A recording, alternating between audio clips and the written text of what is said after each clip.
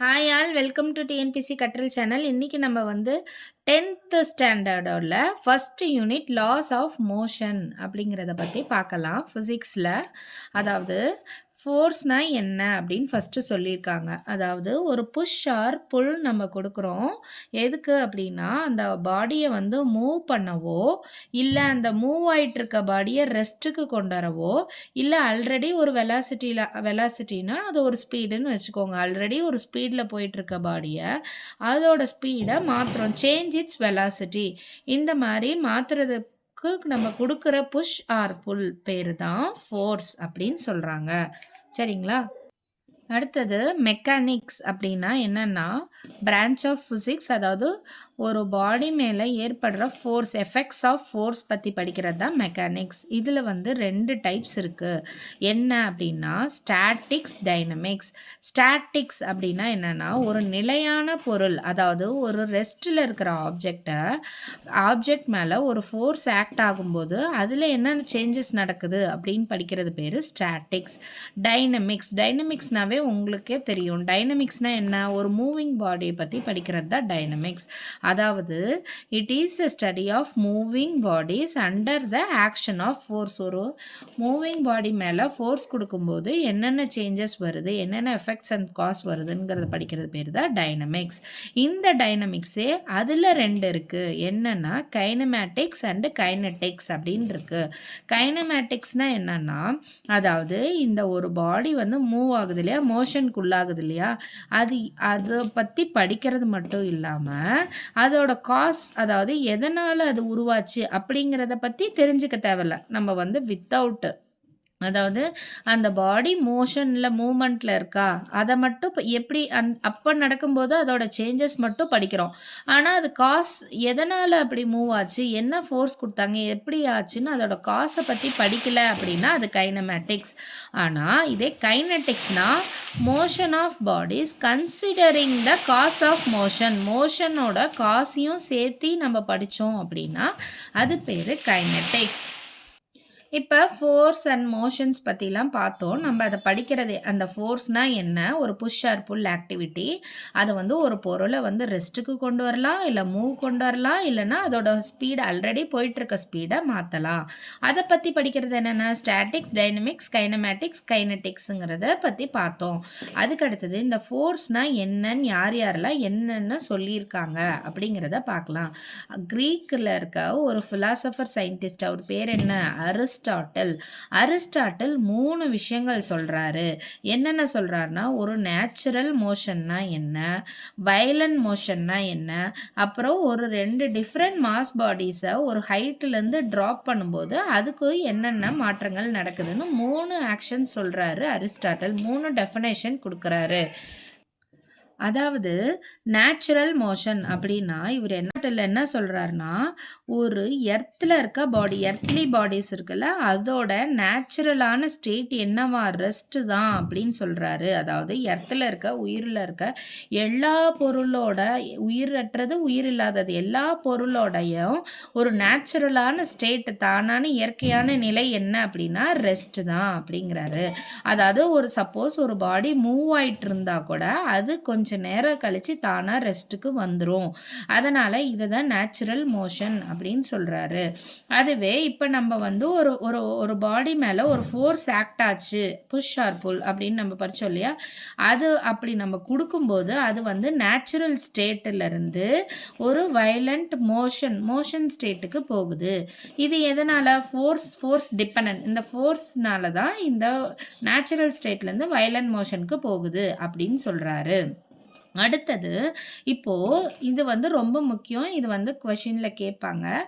அதாவது 2 different mass bodies, அதாவது 2 different மாஸ்னால் weight, 2 different wait இருக்கிற பொருள் எடுத்து ஒரு குறிப்பிட்ட ஹைட்லேருந்து நம்ம ட்ராப் பண்ணும்போது என்ன சொல்கிறாரு, என்ன நடக்கும்னா heavier body falls faster then the lighter one. ஹெவியாக இருக்க ஆப்ஜெக்ட் தான் ஃபஸ்ட்டு கிரவுண்டை ஹிட் பண்ணும், அதுக்கப்புறம் தான் லைட்டாக இருக்க ஆப்ஜெக்ட் வரும்னு சொல்கிறாரு. ஆனால் கலீலியோ வந்து இதுக்கு அப்படியே வேற விதமா சொல்லுவாரு. இது வந்து அரிஸ்டாட்டில் சொன்னது 3 விஷயம். நேச்சுரல் பொசிஷன் என்ன ரெஸ்ட்டுங்கிறாரு. ஒரு ஃபோர்ஸ் குடுத்தா அது மூவ் ஆகுங்கிறாரு. இப்ப 2 ஹைட்ல இருந்து ஒரு 2 டிஃபரெண்ட் மாஸ் பாடிஸ் டிராப் பண்ணா ஹெவியர் பாடி ஃபால்ஸ் ஃபர்ஸ்ட்ன்னு சொல்றாரு. இந்த 3 விஷயம் 3 கோட்பாடுகளும் அரிஸ்டாட்டில் சொன்னது. அடுத்தது கலீலியோ என்ன சொல்றாரு அப்படின்னா, கலீலியோவும் இதே ஃபோர்ஸ், மோஷன், இனர்ஷியா ஆஃப் பாடிஸ்ன்னு 3 விஷயங்கள சொல்றாரு.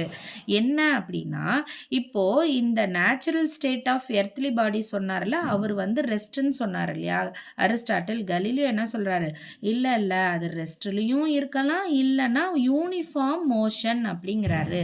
யூனிஃபார்ம் மோஷன்னா என்ன, தானா இயற்கையா இப்போ ஒரு ஒரு ஒரு பாடி வந்து மூவ் ஆயிட்டு இருக்கு, ஒரு யூனிஃபார்மான மோஷன்ல மூவ் ஆயிட்டு இருக்குன்னா, அது வந்து நம்ம எந்த டிஸ்டர்பும் பண்ணலனா அது தொடர்ந்து யூனிஃபார்மான மோஷன்லயே தான் தொடர்ந்து மூவ் ஆயிட்டு இருக்கும். அதாவது a body in motion will continue to be in the same state of motion as long as எது வரலும் as long as there is no external forces applied. எந்த எக்ஸ்டர்னல் ஃபோர்ஸும் அப்ளை பண்ணல அப்படின்னா அதுல மோஷன்ல இருந்துச்சுன்னா அது மோஷன்லயே இருக்கும். ரெஸ்ட்ல இருந்தா ரெஸ்ட்ல இருக்கும்னு சொல்றாரு. இப்போ ஒரு ஃபோர்ஸ் அப்ளை பண்றோம். ஃபோர்ஸ் அப்ளை பண்ணோம்னா என்ன பண்ணா, ஒரு ஃபோர்ஸ் அப்ளை பண்ணோம்னா ஒரு பாடி டக்குன்னு உடனே மூவ் ஆயிருமா? கிடையாது. ஃபர்ஸ்ட் அந்த பாடி என்ன பண்ணுமா, ரெசிஸ்ட் பண்ணுமா. அதாவது ரெசிஸ்ட்னா என்ன, தடை கொடுக்குமா. அதாவது அதோட சேஞ்ச் இன் தட் ஸ்டேட், அதோட ஸ்டேட்டை வந்து இப்போ மோஷன்ல இருக்கும்போது நீங்க வந்து ஒரு பாடி வந்து ஃபோர்ஸ் கொடுத்தீங்கன்னா அது உடனே ஸ்டாப் ஆகிறதுக்கு ஃபர்ஸ்ட் ரெசிஸ்ட் பண்ணும். இல்ல ரெஸ்ட்ல இருக்கிற பாடி மேல நீங்க ஒரு ஃபோர்ஸ் கொடுத்தீங்கன்னா அது மூவ் ஆகிறதுக்கு டக்குன்னு உடனே ரெசிஸ்ட் பண்ணும். அதாவது அதோட ஸ்டேட்டை வந்து ஒரு நிலையில இருந்து இன்னொரு நிலைக்கு மாத்துறதுக்குள்ள அது வந்து ரெசிஸ்ட் பண்ணும். அதோட ஒரு ஃபோர்ஸ் கொடுத்த உடனே அப்படிங்கிறாங்க. அந்த ரெசிஸ்டன்ஸ் பேரு தான் என்னன்னா இனர்ஷியா அப்படின்னு சொல்றாங்க. இந்த இனர்ஷியா பத்தி நம்ம டீட்டெயில்டா இங்க பார்க்கலாம். இப்போதைக்கு இவர் என்ன சொன்னாருன்னு தெரிஞ்சுக்கலாம். அதுக்கு அடுத்தது இப்போ நம்ம அரிஸ்டாட்டில் என்ன சொன்னாரு, 2 டிஃப்ரெண்ட் பாடிஸ் மேல இருந்து ஒரு ஹைட்ல இருந்து டிராப் பண்ணா ஹெவி தானே ஃபர்ஸ்ட் வரும்னு சொன்னாரு. இவர் என்ன சொல்றாரு, வேக்யூம்ல எடுத்துக்கிறாரு. ஒரு வேக்யூம்ல ஒரு குறிப்பிட்ட ஹைட்ல அது என்ன சைஸ் வேணாலும் இருக்கலாம், ஷேப் வேணாலும் இருக்கலாம், மாஸ் வேணாலும் இருக்கலாம். அந்த பாடி வந்து நம்ம வந்து அந்த டிஃப்ரெண்ட் பாடிஸை ட்ராப் பண்ணோம்னா அது இர்ரெஸ்பெக்டிவ் ஆஃப் அது என்ன சைஸாக இருந்தாலும் என்ன ஷேப்பாக இருந்தாலும் எவ்வளோ மாஸாக இருந்தாலும் எல்லாமே என்ன ஆகுமா, சேம் டைம் தான் கிரவுண்டை ரீச் ஆகும் அப்படின்னு சொல்கிறாரு. இந்த மாதிரி சொன்னது யாரு, கலீலியோ. இந்த அரிஸ்டாட்டில் சொன்னதும் கலீலியோ சொன்ன 3 பிரின்சிபலும் கரெக்டாக நோட் பண்ணி வச்சுக்கோங்க. அதுக்கு அடுத்தது இனர்ஷியா அப்படின்னா என்னன்னு பார்க்கலாம். இனர்ஷியானா என்னன்னா, the inherent property of a body to resist any change in its state of rest or state of motion. இது பேர் தான் இனர்ஷியா. அப்படின்னா என்னன்னா, ஒரு பாடி அதோட நிலையிலிருந்து தன்னோட நிலையிலிருந்து இன்னொரு நிலைக்கு மாறுறதுக்கு ஒரு ரெசிஸ்டன்ஸ் கொடுக்குது, ஒரு தடை கொடுக்குது. அந்த தடை பேர் தான் என்ன அப்படின்னா இனர்ஷியா அப்படின்னு சொல்றாங்க. ரெஸ்ட்ல இருந்து மோஷனுக்கு போகலாம், இல்லை மோஷன்ல இருந்து யூனிஃபார்ம் மோஷன்ல இருந்து மாறும்போதும் சரி. இப்போ இதுக்கு எக்ஸாம்பிள் என்ன அப்படின்னா, இப்போ நம்ம வந்து பஸ்ல டிராவல் பண்ணிட்டு இருப்போம். டக்குன்னு இப்போ நம்ம வந்து பஸ் மூவ் ஆயிட்டு இருக்கும்போது பிரேக் போட்டால் என்ன பண்ணுவோம், டக்குன்னு நம்ம வந்து ஜெர்க் ஆகும் இல்லையா, முன்னாடி போய் நம்ம சாயுவோம் இல்லையா. எதனால, அப்போ நம்ம உடம்பு வந்து நம்ம ஒரு நிலையில நின்றுட்டே இருந்த மூவ் ஆயிட்டு இருக்கும்போது போயிட்டே இருக்கும்போது நம்ம உடம்பு ஒரு நிலையில நின்றுட்டே இருக்கும்போது டக்குன்னு அடுத்த ஸ்டேட்டுக்கு பிரேக் போடும்போது நம்ம உடம்பு வந்து ஒரு ரெசிஸ்டன்ஸ் கொடுக்குது. அதனால தான் நம்ம மூவ் ஆகிறோம். இதே வந்து இந்த இனர்ஷியாவே எத்தனை டைப்ஸ் இருக்குன்னு சொல்றாங்க, 3 டைப்ஸ் ஆஃப் இனர்ஷியா இருக்குன்னு சொல்றாங்க. என்னென்ன அப்படின்னா, inertia of rest, inertia of motion, அடுத்தது இனர்ஷியா ஆஃப் டைரக்ஷன் அப்படின்னு சொல்லுவாங்க.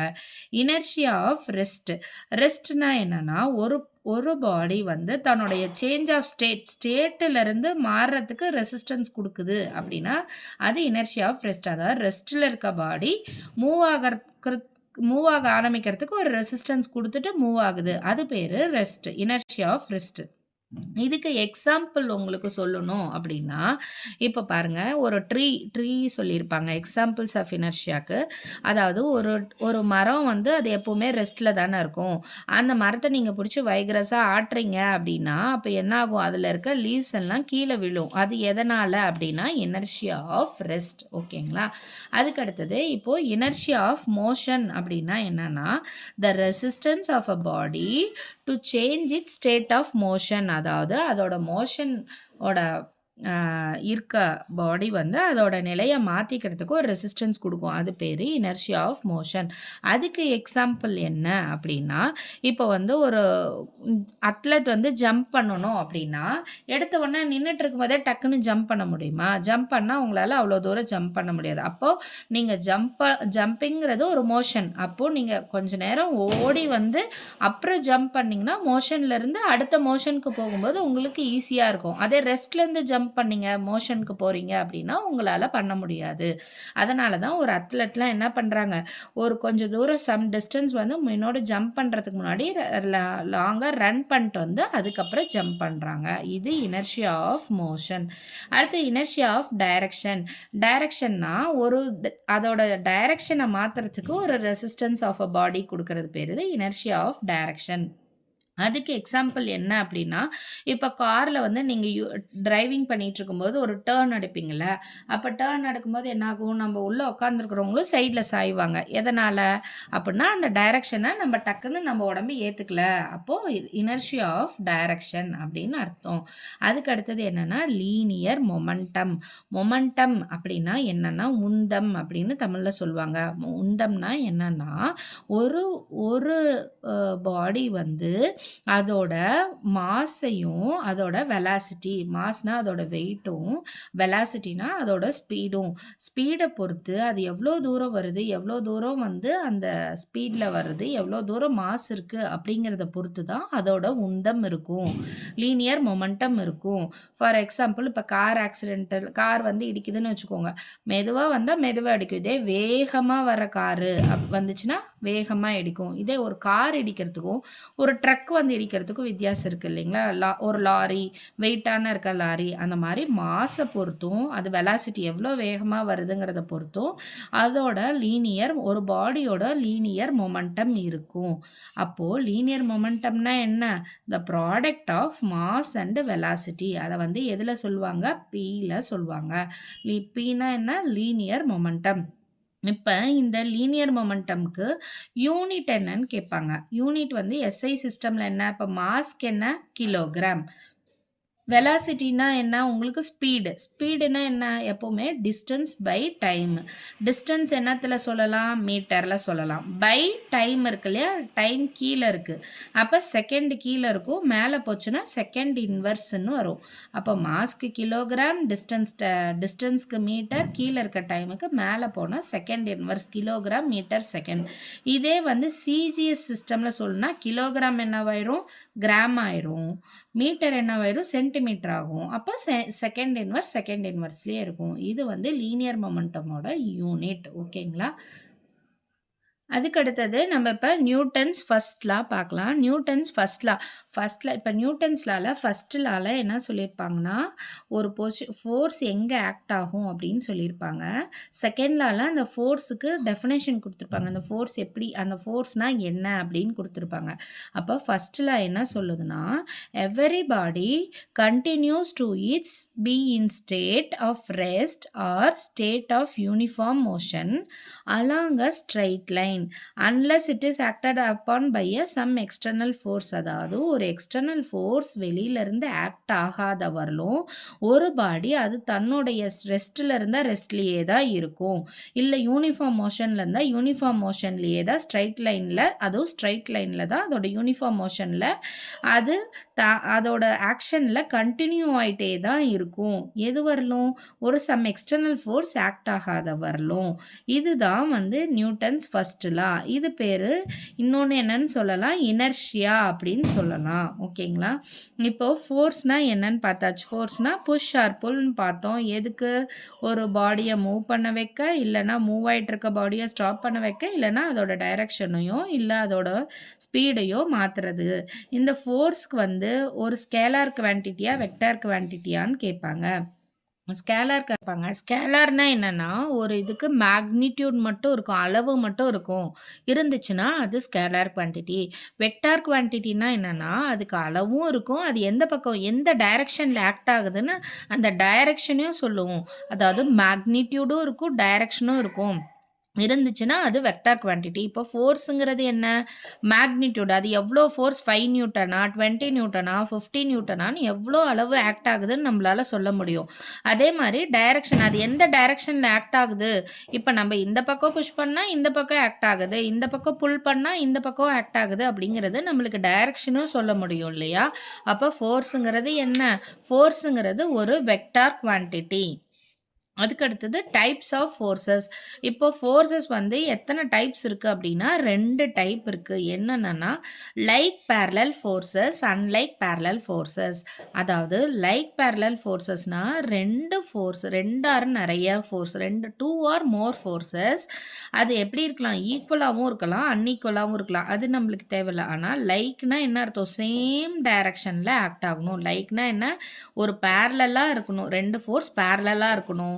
அது என்ன ஆக்ட் ஆகணும்? அது சேம் டைரக்ஷன்ல ஆக்ட் ஆகணும். அந்த மாதிரி ஆக்ட் ஆச்சுன்னா அது like parallel forces. Unlike parallel forces அப்படின்னா என்னன்னா, 2 ஃபோர்ஸு பேரலா இருக்கணும்.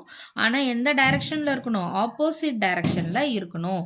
அது வந்து அன்லைக் பேரலல் ஃபோர்ஸஸ். பாருங்கள் இதில் இருக்கும் உங்களுக்கு. இப்போ பாருங்க 2 ஃபோர்ஸ் இருக்கு, சேம் டைரக்ஷன்னா இது வந்து லைக் பேரலல் ஃபோர்ஸஸ். இது வந்து ஆப்போசிட் டைரக்ஷன்னா அன்லைக் பேரலல் ஃபோர்ஸஸ். ஓகேங்களா? இப்போ இதே வந்து ஈக்குவலான ஃபோர்ஸாக இது அன்ஈக்குவலான ஃபோர்ஸாக இருந்தால், இது அதிகமாக இருந்தால் F1 மைனஸ் F2ன்னு ரிசல்டன்ட் ஃபோர்ஸ்னால் இது எல்லாத்தையும் ஆட் பண்ணி ரிசல்ட்டாக கிடைக்கிறது தான் ரிசல்டன்ட் ஃபோர்ஸ்ன்னு சொல்லுவாங்க. நெட் ஃபோர்ஸ்னு சொல்லலாம். இப்போ சேம் டைரக்ஷனாக இருந்தால் என்ன பண்ணிக்கலாம்? ப்ளஸ் பண்ணிக்கலாம். இதே வந்து ஆப்போசிட் டைரக்ஷன்னா மைனஸ் பண்ணணும். உங்களுக்கு தெரியும் இல்லையா? இப்போ இதில் F1 பெருசாக இருந்தால் F1 மைனஸ் F2ன்னு போடலாம். F2 அதிகமாக இருந்தால் F2 மைனஸ் F1 போடலாம். ஆனால் இதே வந்து ஆப்போசிட் டைரக்ஷனில் ஈக்குவலான ஃபோர்ஸ், இந்த பக்கமும் 5 நியூட்டன், இந்த பக்கமும் 5 நியூட்டன் ஆக்ட் ஆச்சுன்னா அதோட ரிசல்டன்ட் எந்த டைரக்ஷனில் இருக்கும்? எந்த டைரக்ஷன்னா 0. அதாவது எந்த பக்கமும் அது மூவ் ஆகாது. அப்போ ரிசல்டன்ட் ஃபோர்ஸ் எவ்வளோ இருக்கும்? 0. இப்போ இந்த மாதிரி ஜீரோவான ரிசல்டன்ட் ஃபோர்ஸ் உங்களுக்கு 0வா இருந்ததுன்னா அது பேர் என்ன சொல்லுவாங்க அப்படின்னா பேலன்ஸ்டு ஃபோர்ஸஸ் அப்படின்னு சொல்லுவாங்க. அதாவது ஈக்குலிபிரியம், அதாவது நிலையான தன்மைக்கு வந்துருச்சு அப்படின்னா அது வந்து பேலன்ஸ்டு ஃபோர்ஸஸ் அப்படின்னு சொல்லுவாங்க. அடுத்தது அன்பேலன்ஸ்டு ஃபோர்ஸஸ் அப்படின்னா 0 ஆகாது, மீதி இருக்குது இல்லைங்களா? இதெல்லாம் வந்து அன்பேலன்ஸ்டு ஃபோர்ஸஸ் அப்படின்னு சொல்லுவாங்க. அதுக்கு அடுத்தது இது ரொம்ப முக்கியமான topic, rotating effect of force. Rotating effect of force. இந்த ரொட்டேட்டிங் எஃபெக்ட் ஆஃப் ஃபோர்ஸ் என்னன்னு சொல்லுவாங்கன்னா, ஒன்று டார்க் அப்படின்னு சொல்லுவாங்க, இல்லைன்னா மொமெண்ட் ஆஃப் த ஃபோர்ஸ். அந்த மொமெண்ட்டில் என்ன ஃபோர்ஸ் இருக்குன்னு சொல்கிறது தான் moment of the force or டார்க்குன்னு சொல்லுவாங்க. அதாவது இது எப்படின்னா, இப்போ ஒரு எக்ஸாம்பிள், நம்மளுக்கு கதவு இருக்குது இல்லைங்களா? கதவுல வந்து அந்த ஒரு பக்கம் வந்து ஃபிக்ஸ்டாக இருக்கும், ஹிஞ்சஸ், அதாவது அந்த ஆணி போட்டு ஃபிக்ஸ் பண்ணியிருப்பாங்க. நம்ம அந்த இடத்துல கதவு தள்ள முடியுமா? முடியாது. அப்போ என்ன பண்ணணும்? அதில் இருந்து எவ்வளோக்கு எவ்வளோ தூரமாக வந்து கதவோட இந்த பக்கம் மறுமுனையில் ஆப்போசிட் எட்ஜஸில் வந்து நம்ம தள்ளினாதான் வந்து நம்மளால கதவு ஈஸியாக ஓப்பன் பண்ண முடியும். அப்போ என்ன சொல்கிறாங்கன்னா, இந்த ரொட்டேட்டிங் எஃபெக்ட் ஆஃப் ஃபோர்ஸ்னால் டேர்னிங் எஃபெக்ட்டும்பாங்க. எந்த இடத்துல இந்த ஃபோர்ஸ் வந்து அப்ளை பண்ணால் இந்த பொருள், இந்த ஆப்ஜெக்ட், அந்த கதவு வந்து டேர்ன் ஆகும் அப்படின்னு சொல்கிறது தான் turning effect or rotating effect or டார்க்குன்னு சொல்லுவாங்க. அது எப்போ வந்து எங்கே ஈஸியாக இருக்கும் அப்படின்னா, எவ்வளோக்கு எவ்வளோ அந்த ஃபிக்ஸ்டு பாயிண்ட்லேருந்து தூரத்தில் நம்ம ஃபோர்ஸ் கொடுக்குறோமோ அவ்வளோக்கு அவ்வளோ ஈஸியாக இருக்கும். இதை தான் இவங்க இந்த பேராகிராஃபில் ஃபுல்லாக எக்ஸ்பிளைன் பண்ணியிருப்பாங்க. நம்மளுக்கு டெஃபினேஷன் வேணும்னா இங்கே தான் இருக்கும், இது பார்த்துக்கோங்க அடுத்த பேஜில். the rotating or turning effect of a force about a fixed point or fixed axis is called moment of the force or torque அப்படின்னு சொல்லுவாங்க. இது டவ்ல சொல்லுவாங்க. இப்போ டவ் எப்படி இருக்குன்னா ஒரு ஃபோர்ஸு அப்புறம் அந்த பர்பெண்டிகுலர் டிஸ்டன்ஸ் இதை பொறுத்து. டார்க் வந்து வெக்டர் குவான்டிட்டியான ஆமாம் டார்க் வெக்டர் குவான்டிட்டி. இதோட டைரக்ஷன் எங்கே ஆக்ட் ஆகும்னா அந்த ஃபோர்ஸ் அந்த எந்த பிளேனில் வந்து அது எந்த பிளேனில் அந்த ஃபோர்ஸ் ஆக்ட் ஆகுதோ அதுக்கு பெர்பெண்டிகுலர் டைரக்ஷனில் தான் அந்த டார்க் வந்து ஆக்ட் ஆகும். இதோட யூனிட் என்ன நியூட்டன் மீட்டர். ஃபோர்ஸோட யூனிட் என்ன நியூட்டன். டிஸ்டன்ஸோட யூனிட் என்ன மீட்டர். அப்போ இதோட யூனிட் நியூட்டன் மீட்டர். அடுத்தது கப்புல்னா என்னன்னா two equal and unlike parallel forces. ஈக்குவலாக இருக்கணும். அன்லைக்னா என்ன சொல்லியிருக்கேன் ஆப்போசிட் டைரக்ஷனில் ஆக்ட் ஆகணும். இங்கே பாருங்கள் இந்த டயக்ராமில் ரெண்டு ஈக்குவலான ஃபோர்ஸு பட் எந்த டைரக்ஷனில் ஆப்போசிட் டைரக்ஷனில் ஆக்ட் ஆகும். அப்ளைட் சைமல்டேனியஸாக பண்ணணும் அட் டூ டிஸ்டிங் பாயிண்ட்ஸ். ரெண்டு டிஸ்டிங்டான பாயிண்ட்டில் ரெண்டு ஈக்குவலான ஃபோர்ஸு ஆனால் எந்த டைரக்ஷனில் ஆக்ட் ஆகுது ஆப்போசிட் டைரக்ஷன் அதை தான் அன்லைக்குன்னு சொல்லுவாங்க. அன்லைக் பேரலல் ஃபோர்ஸ் இப்படி ஆக்ட் ஆகிறது பேர் என்ன அதுதான் வந்து கப்புல். இப்போ அதோட ரிசல்டன்ட் என்னவா இருக்கும் ஜீரோவாக இருக்கும். ஏன்னா இது வந்து ஈக்குவலான ஃபோர்ஸு ஆப்போசிட் டைரக்ஷனில் ஆக்ட் ஆகும்போது இதோட ரிசல்டன்ட் வந்து ஜீரோவாக இருக்கும் அப்படின்னு சொல்கிறாங்க. இந்த rotating effect of a couple பேர் என்ன அப்படின்னா மொமெண்ட் ஆஃப் அ கப்புல். இந்த கப்புல் இது டார்க்கோட இது ஃபோர்ஸோட ரொட்டேட்டிங் எஃபெக்ட் என்னன்னா டார்க்குன்னு சொல்லணும். இதே கப்புளோட ரொட்டேட்டிங் எஃபெக்ட்னா என்னன்னா மொமெண்ட் ஆஃப் அ கப்புள். இதுக்கு எக்ஸாம்பிள் என்னன்னா ஒரு டேர்னிங் அ டேப்பு ஆர் ஸ்க்ரூவை அன்வைண்ட் பண்ணுறது இல்லைன்னா ஒரு டாப்பு பம்பரம் சுற்றுறது இது எல்லாமே வந்து கப்புளுக்கு எக்ஸாம்பிள் தான்.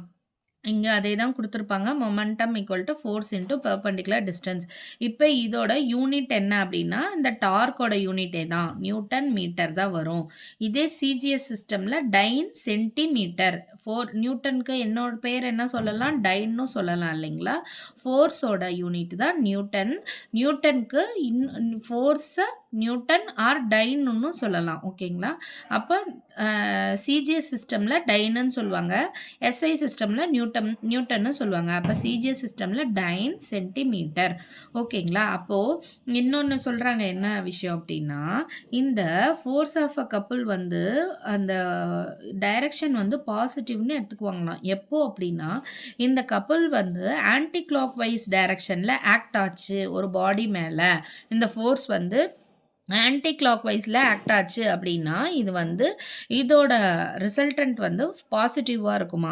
இதே வந்து கிளாக் வைஸில் ஆக்ட் ஆச்சு அப்படின்னா அதோட இது என்ன டைரக்ஷன் என்னவாக இருக்குமா நெகட்டிவாக இருக்குமா.